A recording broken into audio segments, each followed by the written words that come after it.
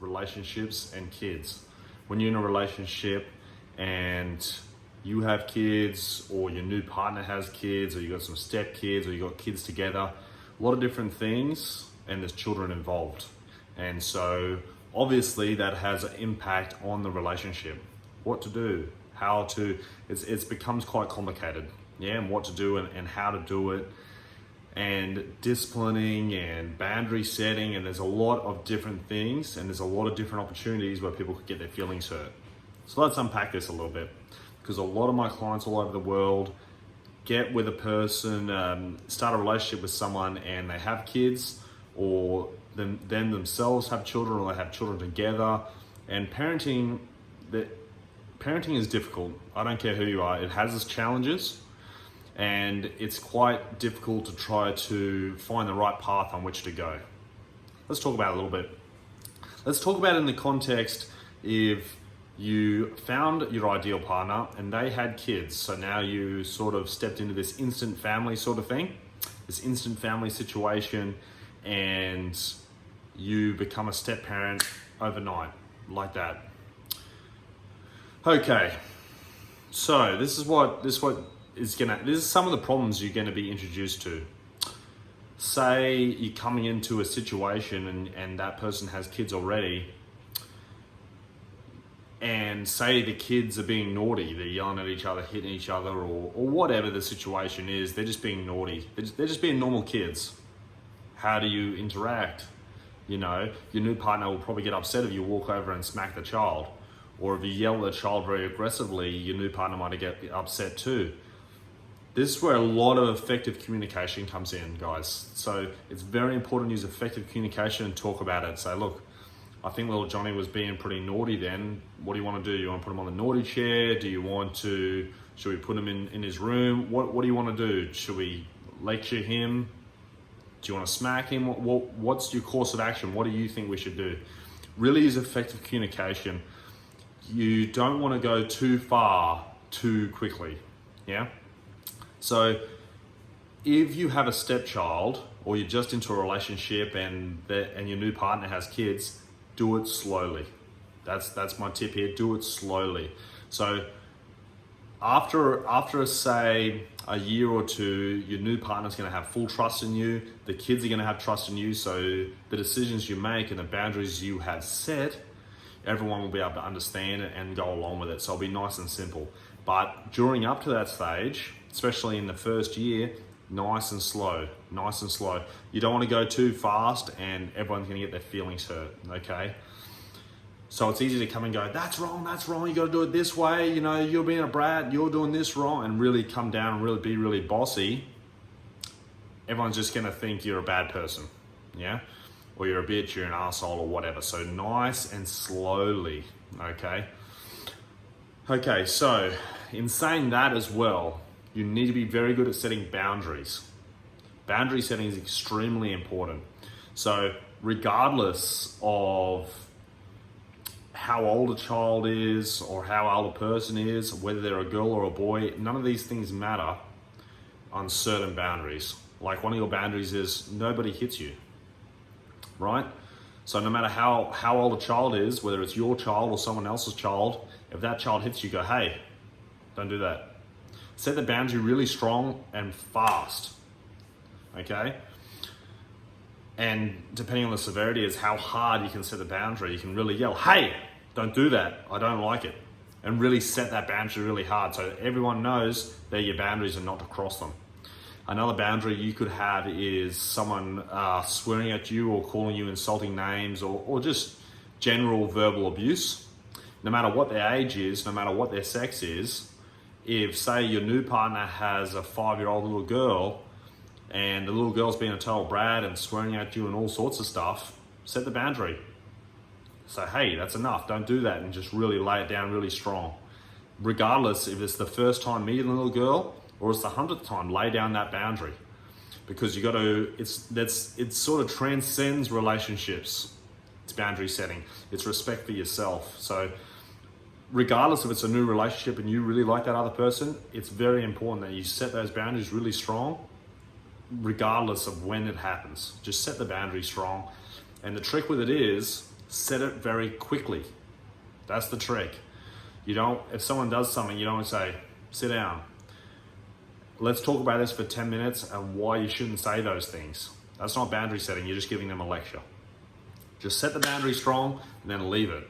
They don't need to know why, they don't need to know what they can and can't say. Just set the boundary really fast, say, hey, I don't like that, never say that word again to me. Done. They know, oh, I'm never going to say that word again. And then change the subject. Okay. All right, let's go and see what the dogs are up to. Let's go and have a walk in the garden or whatever. Just totally change the subject immediately. Set the boundary strong, then change the conversation. This works every time. I do it all the time. It works like a treat. If you sit down and lecture someone for 20 minutes on why they shouldn't do something, they're gonna hate you, and it's just 20 minutes of you just belittling them, telling them what they did was wrong, and just lower their self-esteem and really hound them for 20 minutes. It's going to increase chances of them doing it again, and they're going to despise you. It's a very ineffective strategy on boundary setting. It's got to be really fast, like a slap on the wrist, like a little kid playing with a PowerPoint or something they shouldn't be playing with. Quick slap on the wrist, and then go, don't do that. And you walk away. They go, ooh, I better not do that. It's just really quick is the key. The longer you draw it out, the less effective it's going to be. Strong and harsh, like that. So this is very important when you have your own kids or someone else's kids or whatever the situation is with kids and relationships. Set the boundaries fast. Everything else, use effective communication. Like if they say your new partner has 2 little children and they're hitting each other, say, hey, talk to your partner. Should we do something here, or should we sit them on the naughty chair, send them to their room, or what do you want to do? And if something's really bothering you and your new partner's not doing anything about it, say, hey, your kids seem to be going pretty crazy and they're being brats. Should we do something, or what's your thoughts? What do you think? Be very open-minded and empathetic. Yeah. So ask lots of questions. Questions, even though you might know the answer, saying, "Look, what you're doing is wrong. I think they should sit on the naughty chair." That's going to make them feel criticized. Asking questions like playing a little bit dumb will come across that you're not being criticizing, like you're trying to understand, like you're asking a real question, like, they seem to be being naughty. Do you think we should sit them on the naughty chair, or what do you reckon we should do? You see that? And using that question with an upward inflection at the end, what do you think we should do? What do you think we should do? Or should we sit them on the naughty chair? Or should we sit them on the naughty chair? You see upward and downward inflection? Use the upward inflection so it's really like you're wondering, should we sit them on the naughty chair? It's really, should we send them to their room? It sounds like you're really asking a question, even though indirectly you're actually implying that, yes, they should do that. But you're asking the question for their verification, okay? That's effective communication, guys. If you make the other person feel really criticized, and parents can be very sensitive about their parenting skills. If you make them feel very criticized and make them feel like they're being a very bad parent, they're going to get their feelings hurt, and then resentment will start to build. You really got to be very careful with the communication that other person doesn't feel criticized, okay? Ask the upward inflected questions. Play a little bit dumb. Play the game a little bit because it works well. And then over time, as your partner trusts you and the kids start to warm up to you, you can start making moves yourself, okay? But in saying that, remember boundary setting. If someone crosses that boundary, go, hey, that's enough. And then even if your new partner says, well, why'd you yell at them like that? And say, well, one of them, called me a rude name. So nobody does that. I don't care how old you are. So I just told them not to do it. And if they get really upset, say, hey, you shouldn't talk so aggressive. And say, I'm sorry, that's how I set boundaries. No one crosses it. And they say, well, they're just a little kid. Well, now they know not to say it to me ever again. You set the boundaries really strong. It may hurt other people's feelings, but you're paying yourself respect. Don't let people walk over you no matter what the age is, okay? So I hope that's given you some clarification.